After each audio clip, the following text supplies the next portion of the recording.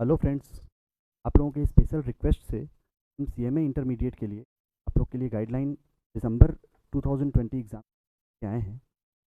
Friends, अभी बहुत बड़ा डिलेमा ये चल रहा है कि हमारा जैसे चार्टर्ड अकाउंटेंट्स के मई अटेम्प्ट का एग्ज़ाम पोस्टपोन कैंसिल हो गया है, सीधा सीधा दिसंबर में उनको देने का ऑप्शन दिया गया है। सीएमए में अभी प्रॉपर गाइडलाइन नहीं आई है, तो आपके लिए इसमें सबसे बेस्ट स्ट्रेटजी जो मैं रिकमेंड करता हूँ फ्रेंड्स, वो ये करता हूँ कि जो स्टूडेंट्स अभी जून 2020 में एक ग्रुप दिलाने के प्लान कर रहे थे, वो आप लोग दिसंबर 2020 में दोनों ग्रुप के लिए आप लोग करें। इससे आपको दो बेनिफिट, बहुत मेजर दो बड़े बेनिफिट्स हैं। एक तो आप रैंक के लिए क्वालिफाइड हो जाएंगे फ्रेंड्स, और दूसरा आपका इंटर ग्रुप मार्क्स एडजस्टमेंट का बेनिफिट आप लोग को मिलेगा। तो मैं ये रिकमेंडेशन करता हूँ आप सब लोगों को, क्योंकि टाइम अपने पास सफिशियंट है अभी, और आप इसलिए ग्रुप वन जो अपेयर कर रहा है वो ग्रुप टू की भी प्रिपरेशन कर ले, और दिसंबर में एक साथ बोथ ग्रुप दिलाए। जो ग्रुप टू के लिए प्रिपेयर कर रहा था वो ग्रुप वन भी प्रिपेयर करके आप दिसंबर 2020 में बोथ ग्रुप के साथ अपना फ्यूचर सिक्योर कर सकते हैं विथ रैंक, और इंटर मार्क्स एडजस्टमेंट जो इंटर ग्रुप एडजस्टमेंट होता है वो भी आप कर सकते हैं फ्रेंड। तो इस रिकमेंडेशन के साथ आप लोगों को मैं रेशियो एनालिसिस का चैप्टर रिवाइज करवा रहा हूँ। तो इसके जो मेन कॉन्सेप्ट हैं रेशियो एनालिसिस के, वो हम अभी फर्स्ट ऑफ ऑल, किसी भी रेशियो एनालिसिस हम क्यों पढ़ते हैं? किसी भी फिनेंशियल ऑर्गेनाइजेशंस के जो फाइनेंशियल स्टेटमेंट्स होते हैं वो हम बाइफरकेट करें: trading account, profit and loss account and balance sheet.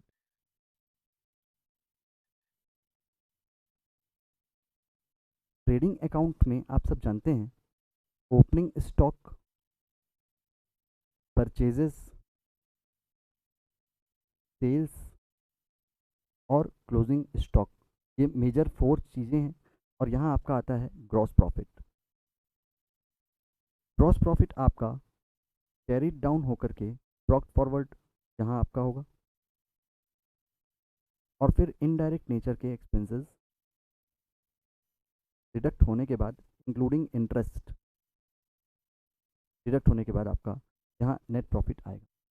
ये net profit friends balance sheet में आपकी जो आपकी कैपिटल है उस कैपिटल के साथ रिजर्व एंड सरप्लस जो हेड होता है उसमें ऐड हो जाएगा, और साथ ही में यहाँ करेंट लाइबिलिटी,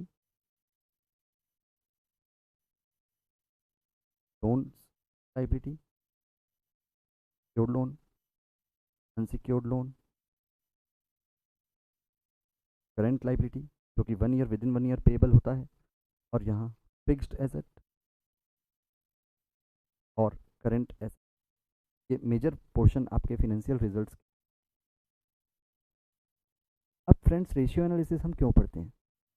किसी भी ऑर्गेनाइजेशन का data on his own, on their own comparable नहीं होता किसी। या तो वो लास्ट ईयर से कंपेयर करें अपना डेटा कि हमारे पिछले साल से रिलेटेड इस साल परफॉर्मेंस अच्छा रहा है या नहीं। मैं आपको ये बोलूँ कि आपके पास में 1 लाख रुपए है, तो यू कैन नॉट कंपेयर कि ये 1 लाख ज़्यादा है या कम। तो इसलिए आपको इस 1 लाख को कंपेयर करना पड़ेगा कि मेरे फ्रेंड के पास कितना था। उसके पास मान लो 80,000 है तो आप बोलोगे मेरे पास ज़्यादा है। उसके पास 1,50,000 है तो आप बोलोगे आपके पास कम है। सेम वैसे ही रेशियो एनालिसिस में हम अपने फिनेंशियल रिजल्ट्स को जो 31 मार्च ऑफ एवरी ईयर बनता है उस रिजल्ट को आप कंपेयर करते हो either from the other organisation of the same industry और from the previous record of your industry.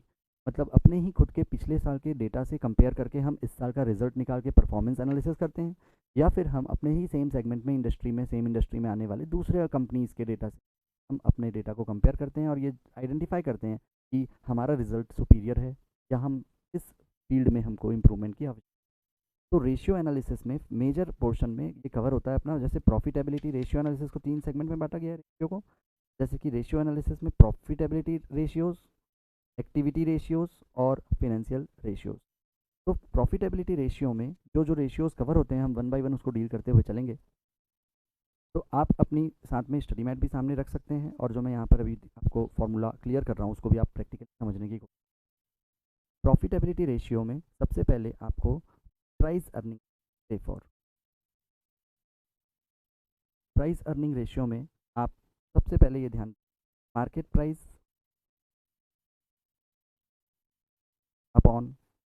Earning per share. अब ये हम एनालिसिस करें तो मार्केट प्राइस के कंपैरिजन में आप कितना अर्निंग करते हैं, that means price earning ratio, ये इस तरीके से डिवाइड किया गया है। प्राइस ये आपका न्यूमरेटर में रहेगा, अर्निंग ये डिनोमिनेटर में रहेगा। अर्निंग ही है, अर्निंग पर शेयर के फॉर्म में आपकी अर्निंग है। और उसी शेयर को खरीदने के लिए किसी भी इन्वेस्टर को कितना मार्केट प्राइस देना पड़ता है, दैट मीन्स मार्केट प्राइस पर शेयर, ये ऊपर है आपका मार्केट प्राइस अपॉन अर्निंग, ये आपका प्राइस अर्निंग जो हुआ। ये भी किसी इन्वेस्टर के लिए ये यूज़फुल होता है कि हम एक शेयर को खरीदने में जितना रुपए लगा रहे हैं उसके बेसिस पे वो कितना अर्निंग कर, मतलब अर्निंग के बेसिस पे उनका प्राइस कितना, प्राइस अर्निंग हो गया। देन प्रॉफिटेबिलिटी रेशियोज में आपका दूसरा सेकंड रेशियो है जीपी रेशियो। जीपी रेशियो मतलब gross profit ratio. Gross profit ratio में आपको gross profit upon turnover, that means sales. जैसे कि मैंने आपको अभी पहले बताया था कि आपका ये फिनेंशियल रिजल्ट है, इस फिनेंशियल बेसिस पे जो आपका ग्रॉस प्रॉफिट है, ग्रॉस प्रॉफिट आपके सेल्स के बेसिस पे कितने गुना है। से फॉर आपका सेल्स जो है वो 10 लैक्स का है, ग्रॉस प्रॉफिट आपको से फॉर 2.5 लैक्स, इसका मतलब 25% आपका पी रेट है। इस बेसिस पे आप ये कंपेयर कर सकते हैं कि आपके नेचर के जो इंडस्ट्रीज है उसमें आपके दूसरे जो कंपिटिटर्स हैं उनका जीपी रेट क्या है और आपका जीपी रेट क्या है। सिर्फ और आपका जीपी रेट कम आया तो आपको इस बात पे आइडेंटिफाई करना पड़ेगा कि हम जो परचेजेस कर रहे हैं या तो वो एक्स्ट्रा ज़्यादा अमाउंट दे करके कर रहे हैं, महंगी पड़ रही है हमारी परचेजेस, या फिर आपका सेल जो है वो कम प्राइस में हो। ये दो बड़े मेजर डिसीजन आपको लेने पड़ सकते हैं इस परफॉर्मेंस एनालिसिस बेसिस पे। दैट मीन्स जीपी रेशियो का जो आपका परफॉर्मेंस एनालिसिस का एक पार्ट है, जीपी रेशियो के बेसिस पे आप ये डिसाइड कर सकते हैं कि आपकी ऑर्गेनाइजेशन कहीं ना कहीं डिफिशियंसी हो रही है। यदि आपका जीपी रेट कम है, जीपी रेट कम है तो डिफिशियंसी नंबर 1 मैंने आपको बताया, परचेजेस या तो आपकी ज़्यादा कॉलेज कॉस्ट में हो रही होगी या सेल जो है वो आपका कम प्राइस में सेल कर पा रहे हो आप, इसलिए आपका कंपटीटर्स के कंपैरिजन में आपका जीपी रेट जो है। सिंपल सी बात है फ्रेंड्स, आपको रेशियो सिर्फ याद करके फॉर्मूला, आपको सिर्फ फिगर्स पुट करने की बात नहीं, आपको हर एक रेशियो का नेचर, आपको हर एक रेशियो का प्रैक्टिकल सेंस मालूम होना चाहिए, तभी आपका रेशियो एनालिसिस जो चैप्टर है वो पढ़ना सार्थक होगा, क्योंकि इसका प्रैक्टिकल लाइफ में बहुत ज़्यादा यूज। जीपी रेट के बाद जस्ट आपका नेक्स्ट रेशियो आएगा नेट प्रॉफिट रेशियो। सेम आप जानते हैं जीपी में हमारा इनडायरेक्ट एक्सपेंसेस नहीं आया था, नेट प्रॉफिट में आपका इनडायरेक्ट एक्सपेंसेस आएगा, net profit upon sales. Net profit upon sales again ये हम दिखा दें आपको, net profit and loss account का रिजल्ट होता है। जैसे जीपी अपना कैरी फॉरवर्ड होकर के अपना इस साइड आया, देन नेट प्रॉफिट रेट में आपका इनडायरेक्ट एक्सपेंसेस और इंटरेस्ट जितने भी चीज़ें यहाँ पर होती है, डेप्रिसिएशन, ये सारी चीज़ें माइनस होती है, और माइनस होने के बाद आपका नेट प्रॉफिट आता है। नेट प्रॉफिट का कंपैरिजन आप सेल्स के साथ करेंगे तब आपका रेशियो निकलेगा, that means net profit upon sales. और फिर इसमें आपका ये रेशियो भी आपका यदि अच्छा है, इसका मतलब कि आप GP as well as indirect expenses में भी आप कंट्रोल्ड वे में और सही परफॉर्मेंस दे रहे हैं, दैट मीन्स आपका जीपी रेट तो सही है ही, इनडायरेक्ट एक्सपेंसेस भी आपका जितना होना चाहिए कंपेरेबल यदि आप करें और आपका एनपी रेट ज़्यादा आया तो आपको ये मान लिया जाएगा कि आपके इनडायरेक्ट एक्सपेंसेस भी कंट्रोल्ड वे में और एक स्टैंडर्ड फॉर्म में हैं। और सेफ और again upon on the other side हम ये डिसाइड करें, ये हम ऑब्जर्व करें कि हमारा नेट प्रॉफिट रेशियो कम है, तो उस केस में हमें ये पता चलेगा कि हमको इम्प्रूवमेंट की आवश्यकता होगी। दैट मीन्स हमें इनडायरेक्ट एक्सपेंसेस कहीं ना कहीं किसी ना किसी हेड में हमारा ज़्यादा लग रहा होगा, या फिर इनडायरेक्ट एक्सपेंसेस में हमें इम्प्रूवमेंट की ज़रूरत है।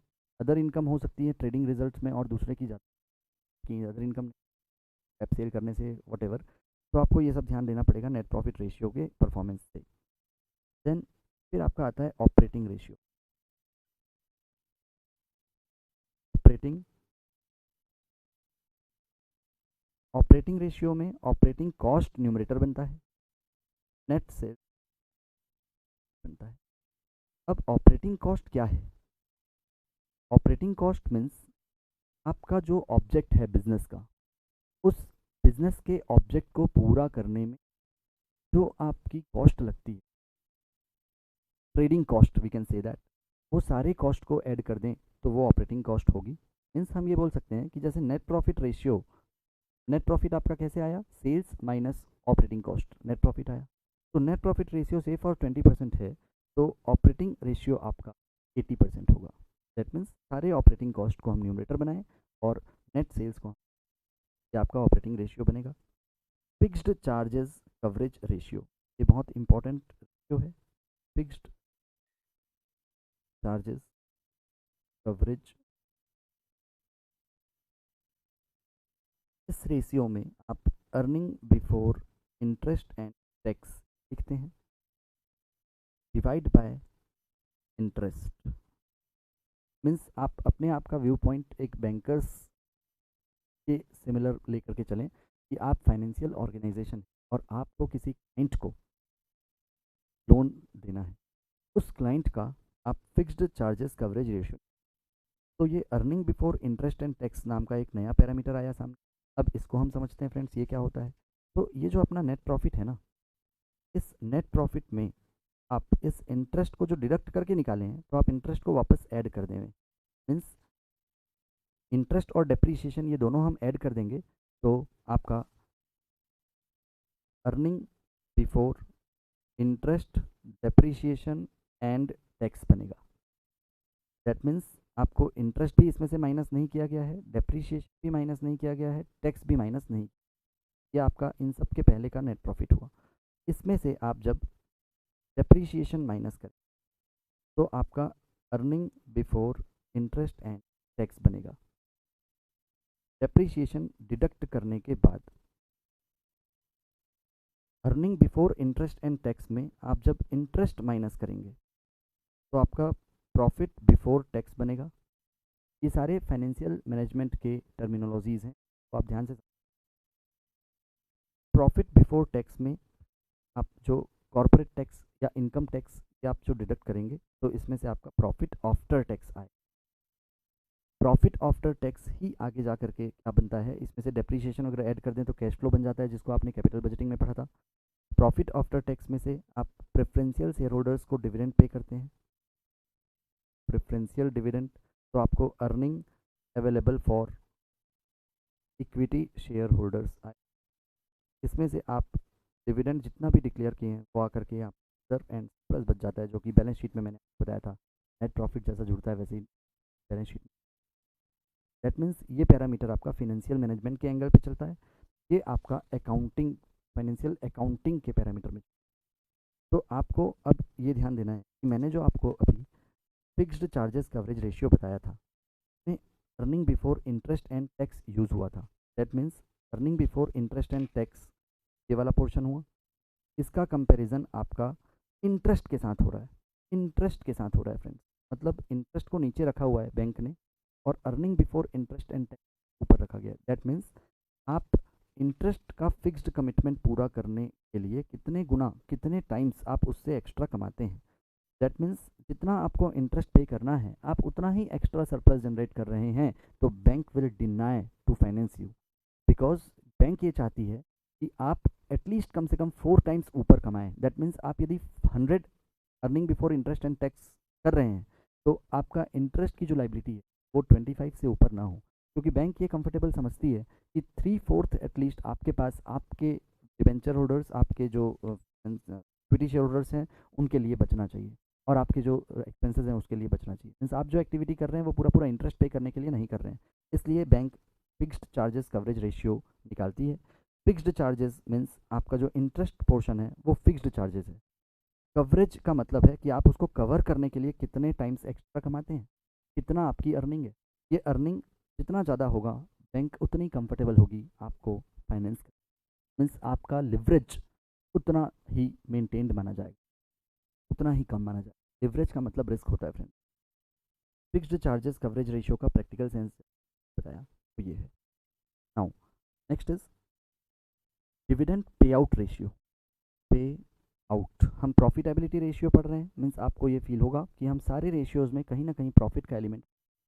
पे आउट रेशियो में भी आपको ये चीज़ आइडेंटिफाई करना है कि आपकी ऑर्गेनाइजेशन जितना अर्न करती है उसका पे आउट रेशियो कितना है, मतलब कितना आप पे करते हैं। तो सिंपल रेशियो है फ्रेंड्स ये, DPS अपॉन EPS। मीन्स आप जितना अर्निंग करते हो पर शेयर के रिस्पेक्ट में उसका कितना आप पे करते हो। जैसे कि मैंने आपको यहाँ बताया था कि earning available for equity share holders आपका जो ये वाला आया, इसमें से आप डिविडेंड माइनस कर, डिविडेंड माइनस करने के बाद आपका रिजर्व सरप्लस बचता है। तब ये है इसका कि जितना आप कमा रहे हो उतना पूरा पूरा 100% डिविडेंड पे करना आवश्यक नहीं है। आप हो सकता है कि उसका 70% पे कर रहे हो, तो डिविडेंड पे आउट रेशियो आपका 70% आएगा, बिकॉज ये ही तो आपका DPS क्रिएट करता है। और ये आपकी जो है वो EPS है, पर शेयर है, यदि आप इसको नंबर ऑफ शेयर से डिवाइड, तो इसलिए हमने रेशियो यहाँ पे बनाया। Pay out ratio means DPS upon EPS, that means dividend per share upon earning per share. Then next ratio is dividend yield ratio, means आप प्रॉफिट आफ्टर टैक्स जो आपका dividend per share, dividend yield ratio means DPS upon जितना आप dividend pay कर रहे हो वो market price of the shares के रिस्पेक्ट में कितना है।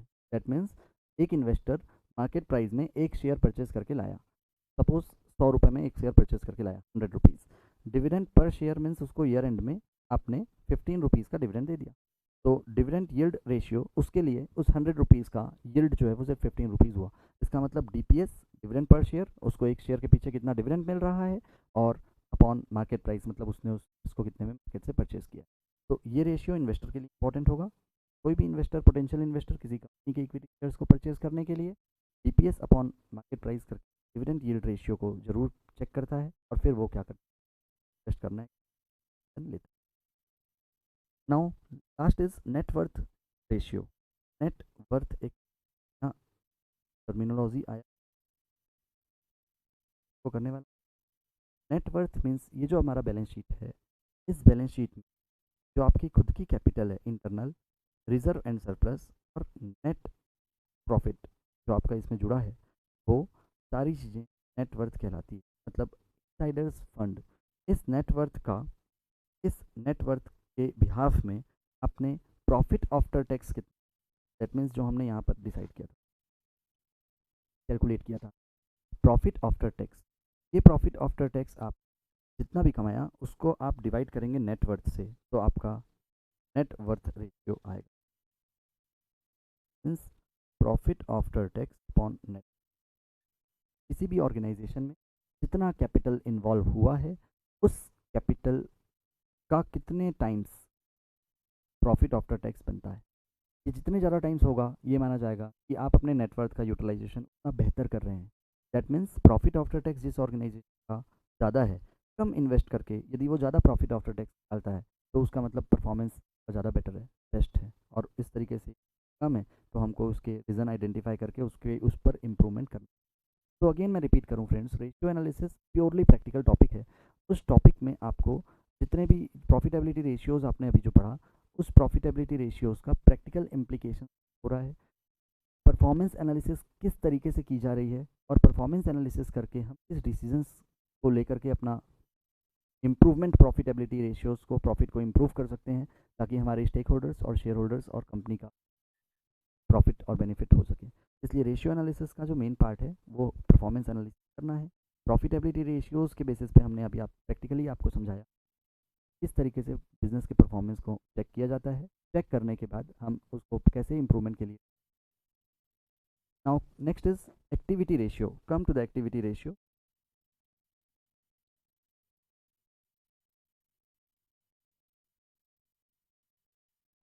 एक्टिविटी रेशियोज में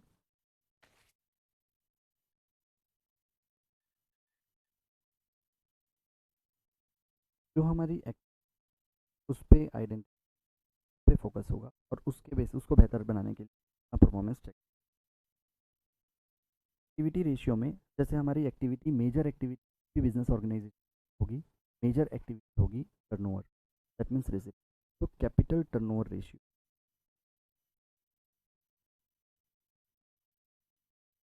मीन्स आपने कैपिटल कितना लगाया, उस बेसिस पे आपका turnover, sales upon capital employed, that means capital turnover ratio. ये जो कैपिटल आपकी ऑर्गेनाइजेशन में आपने एम्प्लॉय किया है, कैपिटल एम्प्लॉयड के बिहाफ में आपका कितना है।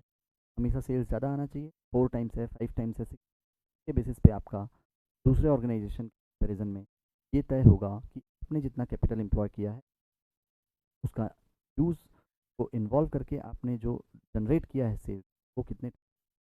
दैट मीन्स कैपिटल एम्प्लॉयड क्या होता है, अब हम ये देखें तो जो बैलेंस शीट मैंने आपको पर अभी रखा था आपके सामने, उस बैलेंस शीट में अभी मैंने नेट को एक्सप्लेन किया था आपको। कैपिटल, शेयर कैपिटल हो गया, रिजर्व सरप्लस, नेट प्रॉफिट का इंटरनल नेटवर्थ हुआ।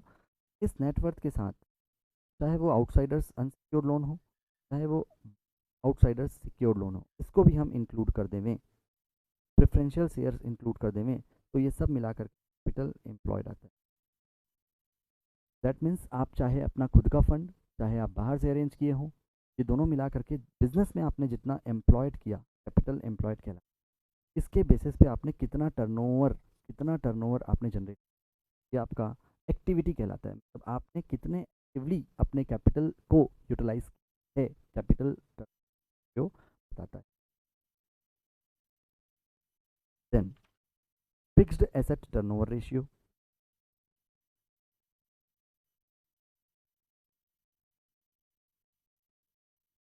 Means fixed asset turnover ratio में अब आप समझ गए, ऊपर सेल्स आएगा, नीचे आपकी फिक्स्ड एसेट आएगी।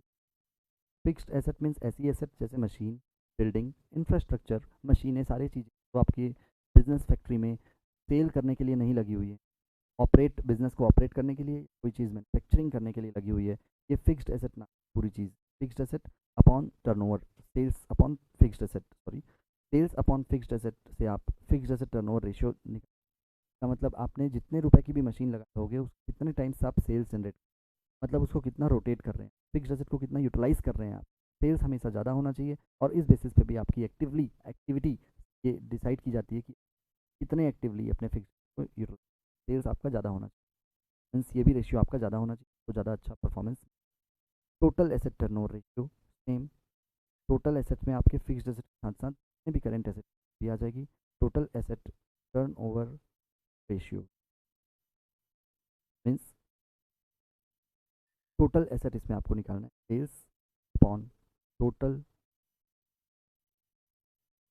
फिक्स्ड एसेट की जगह टोटल एसेट यूज़ करना है, मीन्स फिक्स्ड एसेट और करंट एसेट को ऐड करके आपको टोटल एसेट, और याद रहे, ध्यान रहे, मिसलिनियस एक्सपेंडिचर यदि है तो वो आपको डिडक्ट करना, तो आपके ऐसे बड़े एक्सपेंसेस होते हैं जिसको धीरे धीरे आप राइट ऑफ करते हो, वो भी debit side account double entry से एसेट साइड में शो होता रहता है, उसको आपको धीरे धीरे डिडक्ट करना है, टफ करना होता है, भी आपको यहाँ पर यदि है तो उसको आप एक्स देंगे, वो आपकी asset. Now next fourth is working capital turnover ratio, ये एक नया टर्मिनोलॉजी आया फ्रेंड्स, और बहुत इंपॉर्टेंट टर्मिनोलॉजी है, इसका नाम से एक अलग आपका चैप्टर भी है, sales upon working capital. Sales upon working capital में जितना भी वर्किंग कैपिटल आप इन्वॉल्व करके रखे हुए हैं उसका कितने गुना आपका होता है, कितने टाइम्स आप सेल्स जनरेट करते हैं।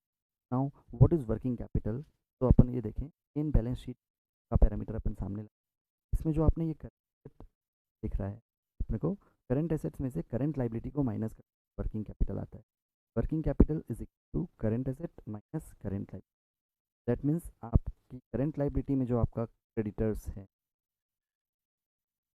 ओवरड्राफ्ट हैं, पेएबल्स हैं, बिल्स पेएबल एटसेट्रा, और करंट एसेट में आपका स्टॉक, डेटर्स, बैंक, पेएबल्स, ये सारी चीज़ें में से आप इसको माइनस करेंगे तो वर्किंग कैपिटल आता है। दैट मीन्स आप अपनी ऑर्गेनाइज फिक्स्ड नेचर का एसेट रखा हुआ है, उसके साथ में आपको वर्किंग कैपिटल भी इन्वॉल्व करना पड़ता है, तभी आप ऑपरेशनल नेचर में पहुंच पाओगे। दैट मीन्स आपको बिजनेस को ऑपरेट करने के डेटर्स, कैश, बैंक, रिसीवेबल्स की आवश्यकता होती है, और वैसे ही वो मशीनों की भी आवश्यकता होती है, तो मशीन आपकी फिक्स्ड एसेट हो गई, और ये सारी चीज़ें मैंने जो आपको बताया वो आपकी करंट एसेट हो गई। करंट एसेट में से करंट लाइबिलिटी माइनस करने पे आपका वर्किंग कैपिटल आता है, मीन्स वर्किंग कैपिटल में आपको करंट लाइबिलिटी को डिडक्ट इसलिए किया जाता है कि आपको स्मॉल नेचर का कुछ फाइनेंस आपको आपके सप्लायर भी कर देते हैं, जैसे क्रेडिटर्स के रूप में आप जिनको रखते हो, तो वो सप्लायर में जो आपको फाइनेंस किए हैं वो आप जो अपने कस्टमर को फाइनेंस कर रहे हो उसमें से डिडक्ट हो जाएगा, तब तो आपको वर्किंग कैपिटल की नीड होगी, तभी तो ये माना जाएगा कि आपको वर्किंग कैपिटल इतना और एक्स्ट्रा चाहिए फिक्स्ड एसेट के अलावा, मीन्स उस फिक्स्ड एसेट को यूटिलाइज करने के लिए, आपकी मशीनों को चलाने के लिए आपको स्टॉक की आवश्यकता होती है, आपको अपने बिल्डिंग को यूटिलाइज करने, पिक्चर को यूज़ करने के लिए आपको इन स्टॉक्स की ज़रूरत पड़ती है, करंट एसेट की ज़रूरत पड़ती है, तो current assets minus current liability capital आता है। ये वर्किंग कैपिटल जो मैनेजमेंट है उसमें अपन एक और पूरा इस पर लाइट पुट करेंगे, और अभी हम रेशियो के हिसाब से वर्किंग कैपिटल रेशियो जो देख रहे हैं उसमें आपका sales turnover upon working capital के बेसिस पे हमने ये देखा कि वर्किंग कैपिटल कम से कम आप इन्वॉल्व करके यदि ज़्यादा से ज़्यादा टर्नओवर करते हो तो आपका परफॉर्मेंस अच्छा माना जाएगा। Now next is inventory turnover ratio, बहुत important friends, inventory turnover ratio. मैं आपको क्लेरिफाई कर दूं, ये इन्वेंट्री बहुत बड़ा वर्ड है। इस इन्वेंट्री में इंक्लूड होता है रॉ मटेरियल, इन्वेंट्री होता है WIP, और इसमें इंक्लूड होता है finished good. Raw material, WIP और फिनिश्ड गुड्स, ये रॉ मटेरियल जो है इसका टर्नओवर आपको निकालना। यदि रॉ मटेरियल का टर्नओवर आप डेफिनेशन को काफ़ी अच्छे से ध्यान। टर्नओवर मतलब आपका जो रॉ मटेरियल है उसका टर्नओवर आप तरीके से, रॉ मटेरियल जितना आपका एम्प्लॉयड है वो डी में आ जाएगा, एवरेज रॉ मटेरियल, और इसको अपन रॉ मटेरियल को जो यूटिलाइज करते हैं तो ये ऊपर आएगा आपका raw material consumed. Cost sheet को आप ध्यान में रखें, कॉस्ट सीट में रॉ मटेरियल कंज्यूम्ड जो आता है वो आपके opening stock of raw material plus purchases of raw material minus closing stock of raw material से आता है। इसका मतलब रॉ मटेरियल कंज्यूम आपने जितना किया उसके बेसिस पे आपका जो रॉ मटेरियल का एवरेज स्टॉक है, average raw material, that means opening plus closing of raw material upon 2, एक सिंपल एवरेज आपने निकाल देते हैं। तो ये सेंस आता है और इस रेशियो से ये डिसाइड होता है, ये परफॉर्मेंस पता चलता है कि आप कितना कम से कम रॉ मटेरियल इन्वॉल्व करके आप उसको रोटेट, आप उसको टर्न कितने टाइम्स कर लेते हो। That means raw material consumed आपका क्या होगा, रॉ मटेरियल आप कंज्यूम करोगे फिर से परचेज करोगे, फिर क्या होगा उसको यूटिलाइज करोगे, कंज्यूम हो जाएगा, फिर से परचेज करोगे। तो जितना कम से कम आप स्टॉक मेंटेन करके जितना ज़्यादा से ज़्यादा रॉ मटेरियल करते हो, ये आपका परफॉर्मेंस सेट करता है, रॉ मटेरियल के रोटेशन को बताता है। इसका मतलब टर्न ओवर रेशियो में रॉ मटेरियल हमने देखा, तो रॉ मटेरियल के जस्ट बाद आने वाले रॉ मटेरियल कंज्यूम को हमने न्यूमरेटर बनाया। वैसे ही हम WIP जब देखेंगे तो आपको कॉस्ट शीट में ध्यान होगा कि WIP के जस्ट आगे का जो पैरामीटर होता है वो कॉस्ट ऑफ प्रोडक्शन होता है। Cost of production divide by average WIP, तब opening WIP plus closing WIP work in progress divide by 2 करते हैं, आप एवरेज WIP आता है। मतलब आपके पाइपलाइन में, आपके मैन्युफैक्चरिंग प्रोसेस में किसी भी पर्टिकुलर पीरियड का, जैसे आप रेशियो एनालिसिस कर रहे हैं आप 1920 का, तो 1 अप्रैल 19 में जितना ओपनिंग WIP था, 31 मार्च 20 को जितना आपका क्लोजिंग WIP था, उन दोनों को आप सिंपल एवरेज करके डिवाइड बाय 2 करेंगे ऐड कर, तो उस एवरेज एक WIP ये निकल जाएगा कि पूरे year, through out the year आपके पास कितना WIP मेंटेन, मीन्स WIP में कितना आपका वर्किंग कैपिटल इन्वॉल्व था। उस WIP को यूटिलाइज कॉस्ट ऑफ प्रोडक्शन आपका पूरे ईयर का, थ्रू आउट ईयर का, तो ये पता चल जाएगा कि आपने पाइपलाइन में जितना आपने WIP के फॉर्म में आपको वर्किंग कैपिटल जाम रहती है आपकी, उसका यूटिलाइजेशन आप कॉस्ट ऑफ प्रोडक्शन। किसी ऑर्गेनाइजेशन का WIP बहुत हैवी है, बहुत ज़्यादा है, और कॉस्ट ऑफ प्रोडक्शन कम, तो परफॉर्मेंस बैड माना जाए। किसी ऑर्गेनाइजेशन का कम से कम WIP रहते हुए आप यदि कॉस्ट ऑफ प्रोडक्शन ज़्यादा, तो इसका मतलब आपका बेटर परफॉर्मेंस।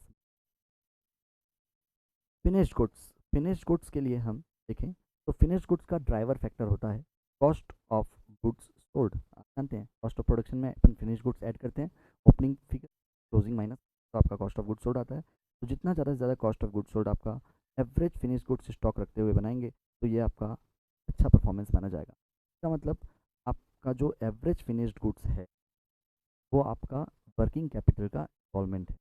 कम से कम स्टॉक में पैसे लग, यदि उसका रोटेशन ज़्यादा से ज़्यादा करते हैं, बार बार आप उसको क्या करते हो, सेल करके फिर से जनरेट कर लेते, सेल करके फिर से बना लेते हो, तो आपका ये performance finished goods inventory turnover ratio या फिनिश्ड गुड्स टर्नओवर रेशियो अच्छा माना जाए। इसका मतलब एक सिंपल सा एग्जांपल अपन यहाँ पर लिए थे, दैट मीन्स जो एक फूड स्टफ, जो साउथ इंडियन फूड कॉर्नर का सपोज एग्जांपल लें, तो वो बहुत कम फिनिश्ड गुड्स में इन्वेस्ट करके तो तुरंत जैसे ही फिनिश गुड्स बनाता है उस तुरंत सेल हो जाता है, या यूँ कहें कि वो सेल करने करने का ऑर्डर लेने के बाद ही बनाता है, तो बहुत ही कम उसका फिनिश गुड्स में इन्वॉल्व होकर के वो क्या करता है, कॉस्ट ऑफ गुड्स सोल्ड जो आपका आता है उसका हैवी आएगा और फिनिश गुड्स कम आएगा। मतलब उसने प्रॉपर यूटिलाइज़ किया फिनिश गुड्स का, और तुरंत वो सेल होते जाएगा, तो इन दोनों के बीच का जो GP है, जो NP है, जो प्रॉफिट है, जो अर्निंग है, वो उसका यूटिलाइजेशन। सेकंड एग्जांपल अपन लें ज्वेलरी शॉप का, तो ज्वेलरी शॉप में बहुत बड़ा हैवी फिनिश गुड्स मेंटेन करके शो केस में रखा जाता है, और उसके बिहाफ में, उसके कंपैरिजन में बहुत ही कम सेल होता है।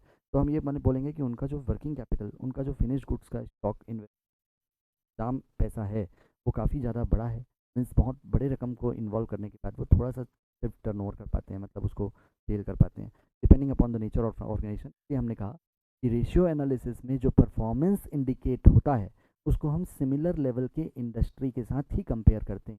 हम ज्वेलरी शॉप को साउथ इंडियन फूड कॉर्नर्स के रेशियोज से कंपेयर नहीं कर सकते, क्योंकि दोनों का नेचर इसलिए सिमिलर नेचर की दूसरी ऑर्गेनाइजेशन का परफॉर्मेंस हुआ है, जो रेशियोज निकली हैं उसी रेशियोज को हम अपने से कंपेयर करेंगे। ये सब आपको अच्छे से फ्रेंड्स।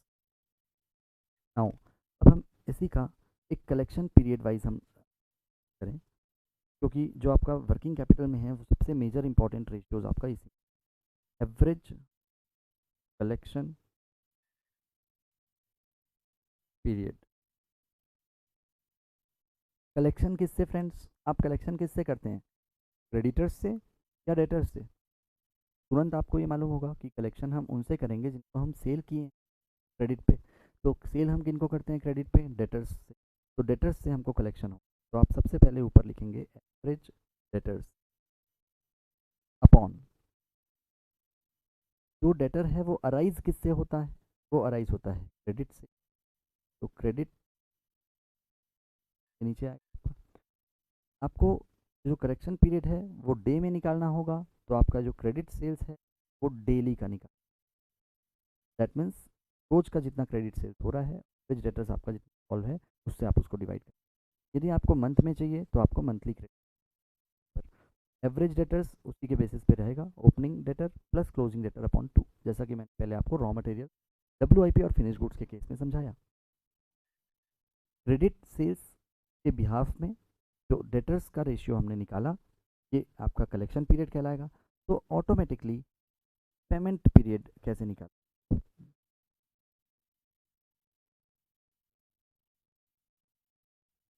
ऑब्वियसली पेमेंट हम अपने क्रेडिटर्स को करेंगे, तो average creditors upon credit purchases, that means हम जो परचेज करते हैं में उससे क्रिएट होता है क्रेडिटर। तो इसलिए यहाँ भी आपको इस पीरियड को मंथ में निकालना हो तो आप यहाँ मंथ, और डेली निकालना हो तो आप उसको डेली लिखें। Now average creditors upon credit purchase, monthly credit purchase या daily credit purchase depending upon the situation कि आपको पेमेंट पीरियड निकालना है वो मंथ में निकालना है या डेली निकालना है। ओके, नाउ ये आपके सारे एक्टिविटी रेशियो हो गए, क्योंकि परचेज सारी आपकी एक्टिविटी। वैसे ही creditors turnover ratio, debtors turnover ratio, ये भी वैसे ही निकलेगा creditors turnover ratio. Creditors turnover ratio कैसे होगा फ्रेंड्स? क्रेडिटर्स किससे बनते हैं? अपने परचेजेस से। तो credit purchase upon average debtors किससे बनते हैं फ्रेंड्स? सेल्स से। तो credit sales upon average debtors. So ये आपका एक्टिविटी रेशियो कंप्लीट हुआ। मीन्स हम अभी तक हमने दो रेशियोज पढ़ लिए, प्रॉफिटेबिलिटी रेशियो और now the next is solvency ratio, financial ratio.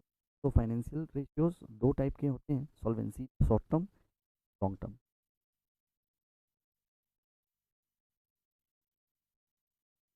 Financial, इन फाइनेंशियल रेशियोज में वो अपन दो पार्ट कर लें। लॉन्ग टर्म सॉल्वेंसी, सॉल्वेंसी में आप अपने लाइबिलिटी को पे ऑफ करने में और second is short term solvency.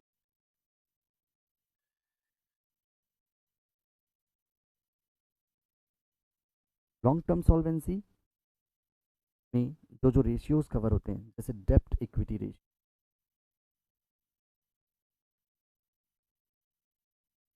Dept equity ratio आपका लॉन्ग टर्म सॉल्वेंसी बताता है। डेप्ट इक्विटी रेशियो में लॉन्ग टर्म डेप्ट अपॉन इक्विटी कहा जाता है। अब फ्रेंड्स हम लॉन्ग टर्म डेप्ट अपॉन इक्विटी मीन्स जो बैलेंस शीट में बनाया था उस पर अगेन आप हमारा एक बेसिस, मेन बेसिक यूज निकालने बेसिस पॉइंट है। इस बैलेंस शीट में लॉन्ग टर्म सॉल्वेंसीज आपको आइडेंटिफाई करना है। तो डेप्ट इक्विटी रेशियो में मैंने डेप्ट अपॉन इक्विटी रखा। डेप्ट का मतलब हमने लिया यहाँ पर आउटसाइडर्स फंड से, जैसे ये सिक्योर्ड लोन, ये बाहर वालों का फंड है, इनसे लिवरेज क्रिएट होता है क्योंकि इनको फिक्स्ड अमाउंट से मतलब है। चाहे आपको बिजनेस में प्रॉफिट हो रहा हो ना हो रहा हो, उनको इंटरेस्ट जितना ईयरली हो रहा है उनको चाहिए। तो आउटसाइडर्स जो होते हैं वो हमारा डेप्ट क्रिएट करते हैं, डिबेंचर्स जैसे हो गए, बैंकर्स हो गए, ये आउटसाइडर्स को डेप्ट हम कहेंगे। और इक्विटी का मतलब नेटवर्थ, जो आपका साइडर्स फंड है, कैपिटल, रिजर्व सरप्लस, और इस साइड यदि आपका मिसलिनियस एक्सपेंडिचर है तो उसको माइनस कर। मतलब ये हो रहा है कि डेप्ट अपॉन इक्विटी में आपको लॉन्ग टर्म डेप्ट आपका कितना है इक्विटी के बिहाफ में, ये रेशियो निगेटिव है। दैट मीन्स इसका जितना कम से कम आप होगा ये रेशियो, उतना आपका लिवरेज कम माना जाए। दैट मीन्स उतना आपके लिए ज़्यादा अच्छा माना जाए। मतलब जितना लेसर होगा ये रेशियो, उतना आपकी इक्विटी ज़्यादा होगी ये माना जाएगा, या डेप्ट कम होगा ये माना जाएगा। इसका मतलब आप कम लिवरेज है, आपका फिक्स कमिटमेंट कम है, इसका मतलब यू आर परफॉर्मिंग वेल। आपके बैलेंस शीट में आपके खुद का ओन फंड ज़्यादा है, किसके कंपैरिजन में, डेप्ट के कंपैरिजन में। कुछ कंपनीज ऐसी होती हैं जिसने खुद कैपिटल काफ़ी कम लगाया है और मार्केट से काफ़ी सारा फिक्स कमिटमेंट जनरेट करके रखे हुए हैं, लॉन्ग टर्म लोन लेके रखे हुए हैं, तो उस केस में वो हाईली लिवरेज्ड कंपनी कहलाएगी और उनका फाइनेंशियल परफॉर्मेंस लॉन्ग टर्म के हिसाब से सॉल्वेंसी से निगेटिव माना जाएगा। तो ये आपका पहला रेशियो हुआ डेप्ट equity. Second is proprietary ratio.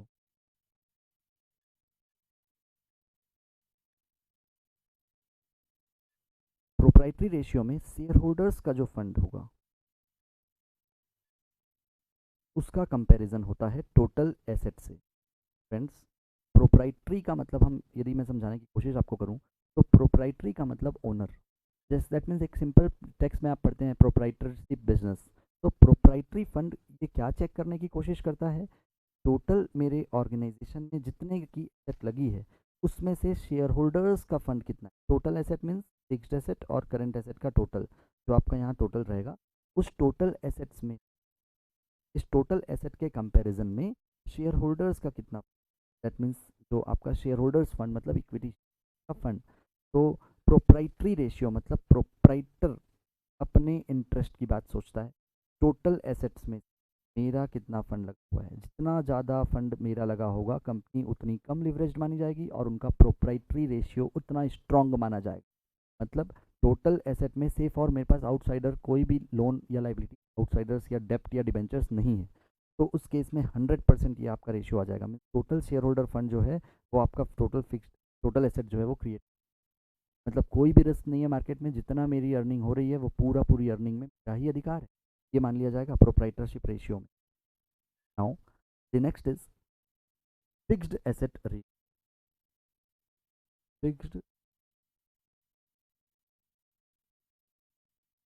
Fixed asset ratio में आपको net fixed asset upon long term fund, fixed upon long term fund means आपका जो फिक्स्ड एसेट है वो लॉन्ग टर्म फंड के बिहाफ में कम भी है या ज़्यादा है। लॉन्ग टर्म फंड मीन्स से फंड जो आप लॉन्ग टर्म के लिए बोरो करके रखे हुए हैं। बैलेंस शीट में जो लाइबिलिटी साइड में इक्विटी कैपिटल है, लॉन्ग टर्म फंड होता है, उसको आप रूटीन में पे नहीं करेंगे, रिडीम नहीं करेंगे। Preferential share capital long term fund होता है आपका, सिक्योर्ड लोन आपका लॉन्ग टर्म होता है। तो वो लॉन्ग टर्म फंड जो है वो एक्चुअली लिया ही इसीलिए जाता है फिक्स्ड एसेट को फाइनेंस कर, फिक्स्ड एसेट को आप उसमें क्या करें, परचेज करें उस पैसों से। तो फिक्स्ड एसेट आपने कितना परचेज करके हुआ है, ये रेशियो का कम होना ये बताता है कि लॉन्ग टर्म फंड आपका जो आप लिए हुए हो उसका इन्वॉल्वमेंट या उसका यूटिलाइजेशन आपने अदर देन फिक्स्ड एसेट में भी कहीं पे कर लिया है। That means long term fund लेकर के आप फिक्स्ड एसेट में ना करके कहीं और आपका ये इंडिकेट होता है यदि ये रेशियो कम आए। इसका मतलब कि ये हुआ, ये भी रेशियो आपका 100% आ रहा है, इसका मतलब ये माना जाएगा कि लॉन्ग टर्म फंड आपका फुल्ली यूटिलाइजेशन फिक्स एसेट में हुआ है। जैसे बैलेंस शीट हमने बनाया था, इस बैलेंस शीट में जो लॉन्ग टर्म फंड है, मतलब ये जो यहाँ से आया हुआ पैसा है, शॉर्ट टर्म छोड़ दीजिए, आप ओवरड्राफ्ट सीसी लिमिट ये सब छोड़ दीजिए, लॉन्ग टर्म फंड जो है उसका यूटिलाइजेशन कंप्लीटली इस फिक्स्ड एसेट, बिकॉज इसका पर्पज़ ही यही होता है, हम कैपिटल इशू करते हैं, शेयर कैपिटल इशू करते हैं, तो उनसे आए हुए जो प्रोसीड्स होते हैं उसको हम यूटिलाइजेशन फिक्स एसेट में करने के लिए करते हैं, हम स्टॉक लेने के लिए नहीं करते। स्टॉक के लिए आपके पास दूसरी फैसिलिटीज़ हैं, कैश क्रेडिट हैं, ओवरड्राफ्ट हैं, ये सब स्टॉक वगैरह के लिए, डेटर्स लोगों को क्रेडिट में देने के लिए होता है। बट ये आपका जो लॉन्ग टर्म फंड है वो आप बोरो सिर्फ और सिर्फ फिक्स्ड नेचर की एसेट करते हैं। तो ये रेशियो भी बैंकर्स और फाइनेंसर्स बहुत इंपॉर्टेंट है, जिसमें कि ये बताया जाता है कि लॉन्ग टर्म फंड का यूट आपका फिक्स में कितना हो। Now, next ratio is capital gearing ratio. The very important ratio, capital gearing means capital का जो स्ट्रक्चर है, जो आपका, इससे पहले एक और रेशियो हम पढ़ें फ्रेंड्स, डेप्ट सर्विस कवरेज। डेप्ट सर्विस कवरेज रेशियो में जितना भी आपका ईएमआई फिक्स्ड इंस्टॉलमेंट बन रहा है, that means interest plus principal, इसके बिहाफ में आपका earning profit after tax plus debentures plus depreciation plus interest, मतलब प्रॉफिट आफ्टर टैक्स जो आपने निकाला था पर उससे उसमें हम डेप्रिसिएशन और इंटरेस्ट को ऐड कर देवें।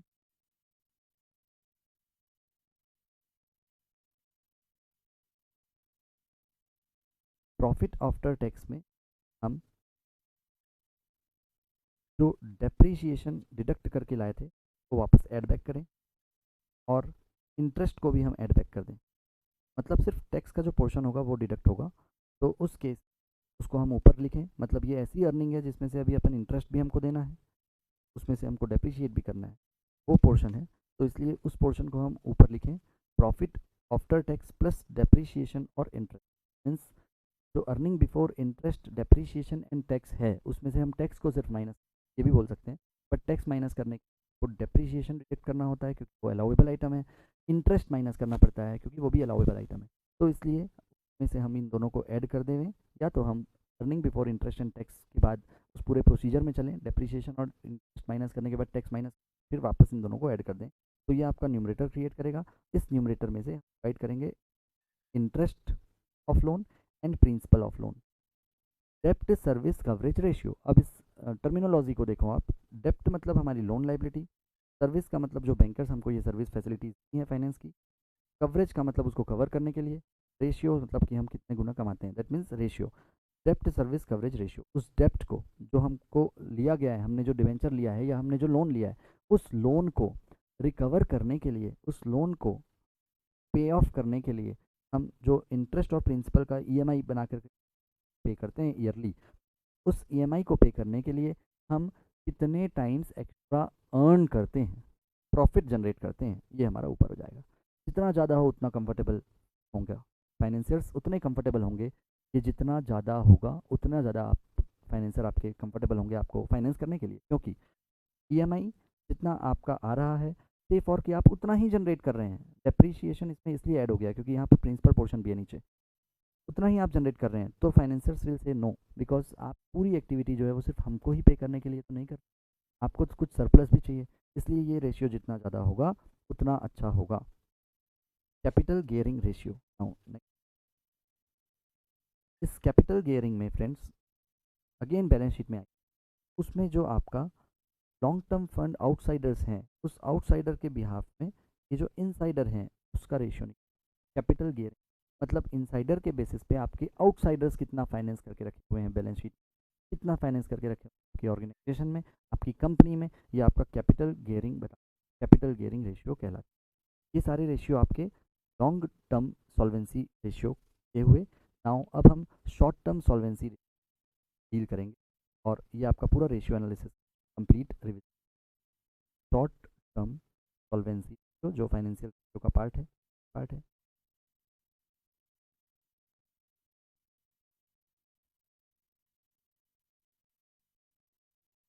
शॉर्ट टर्म सॉल्वेंसी रेशियो बहुत कॉमन रेशियो है फ्रेंड, करंट रेशियो सबको मालूम है, current asset upon current liability. मैं सॉल्व नहीं कर रहा हूँ आप लोग का।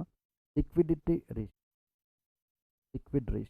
लिक्विड रेशियो मतलब ऐसी करंट एसेट जो हाईली लिक्विड है, हाईली लिक्विड है का मतलब लिक्विड रेशियो कैसे होगी, करंट एसेट ही रहेगा, इसमें से आप दो चीज़ें माइनस कर देंगे, स्टॉक और प्रीपेड।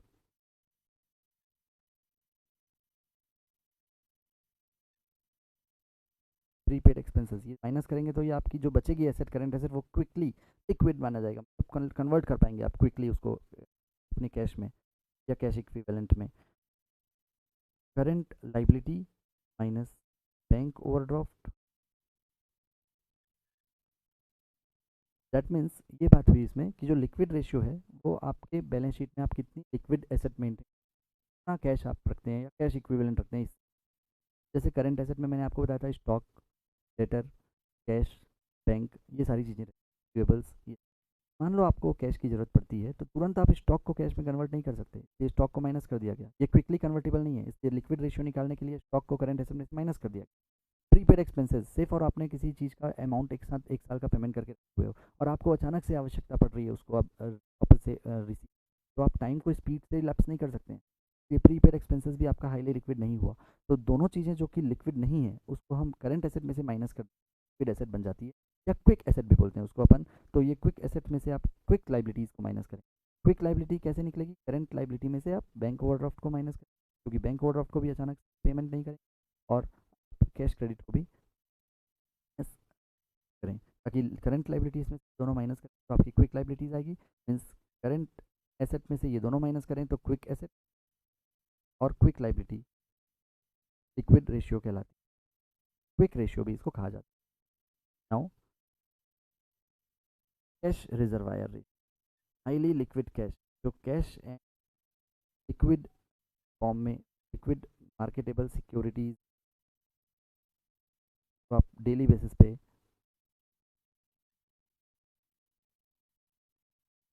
कन्वर्ट कर सकते हैं कैश में, डिवाइड करें cash plus liquid market upon current overdraft etcetera, तो ये आपका cash reserve cash ratio. Now defensive interval ratio भी इसको कहते हैं, सुपर क्विक रेशियो भी इसको कहते हैं अपन, कैश रेशियो। नाउ ये फ्रेंड्स, ये सारे आपके रेशियो एनालिसिस, उसको एक बार आपको समअप करवा दूं।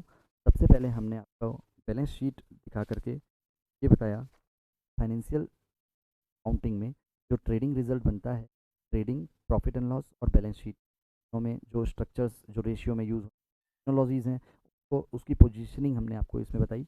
और फाइनेंशियल मैनेजमेंट में जो अर्निंग के बेसिस पे आपका बनता है, उसमें हमने earning before interest, depreciation and tax से लेकर प्रॉफिट आफ्टर टैक्स, फिर earning available for equity share holder और रिजर्व सरप्लस तक आपको कैलकुलेशन बताया। और फिर आपको हम सबसे पहले प्रॉफिटेबिलिटी रेशियो डील किए थे। हम रेशियोज 3 पार्ट में होते हैं, प्रॉफिटेबिलिटी रेशियो, एक्टिविटी रेशियो और फाइनेंशियल रेशियो। प्रॉफिटेबिलिटी रेशियोज में जो जो आपके आए थे इसमें हमने डील किया। फिर हमने एक्टिविटी रेशियोज बताए, जो हम एक्टिविटी बेसिकली टर्नओवर के बेसिस पे था, हमारा टर्नओवर हमारी एक्टिविटी होती है किसी भी बिजनेस ऑर्गेनाइजेशन के लिए।